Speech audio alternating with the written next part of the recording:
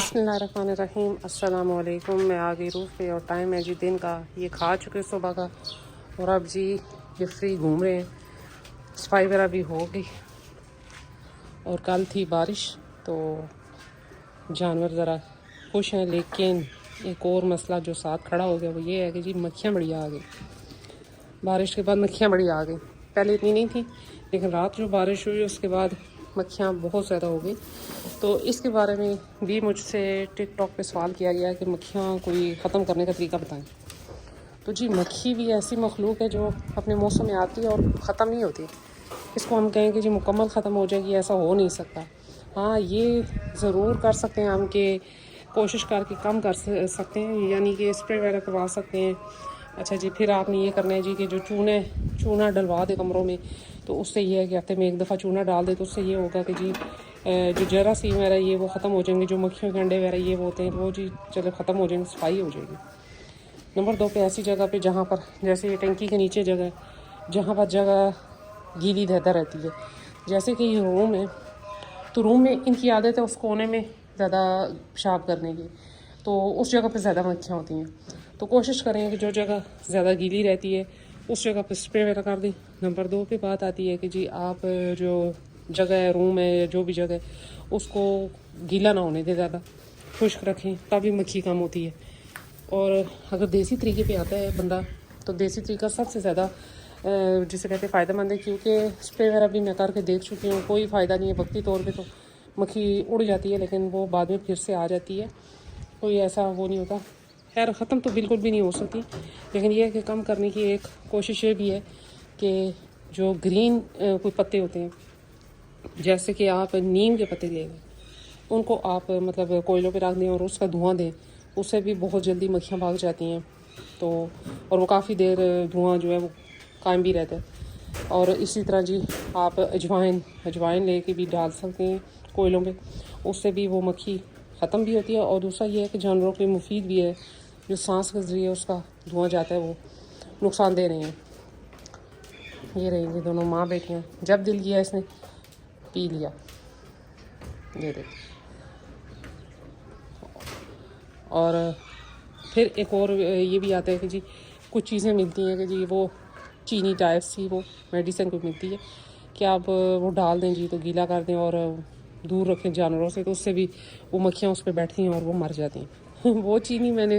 वो चीनी टाइप सी है वो चीज़ थी, तो वो मैंने मंगवाई थी एक दफ़ा और मैंने डाली। मक्खियाँ तो नहीं मरी, अलबत्ता बेफजूल में उल्टा और मक्खियाँ मोहल्ले वाली भी उन्होंने खींच ली। तो ये चीज़ भी है, इसलिए बेहतर यही है जो पुराने वक्तों में भी हाल होता था, स्प्रे वगैरह किया जाए तो वो तो काफ़ी महंगा पड़ता है। अब कितना टाइम इंसान स्प्रे करे, या ये कह लें कि कितने दिन करता रहे। तो फिर यही है कि आप किसी भी ग्रीन पत्ते को, बेरी का पत्ते ले लें, नीम के पत्ते मिलते हैं तो नीम के पत्ते ले लें। एक दरख्त होता है जिसको कहते हैं जी धरेक के पत्ते हैं आपके पास, वो जला सकें आप, मतलब कोयलों पे रख दें, उससे भी धुआं जो निकलता है वो इतना कड़वा होता है कि मक्खी मच्छर भागती है।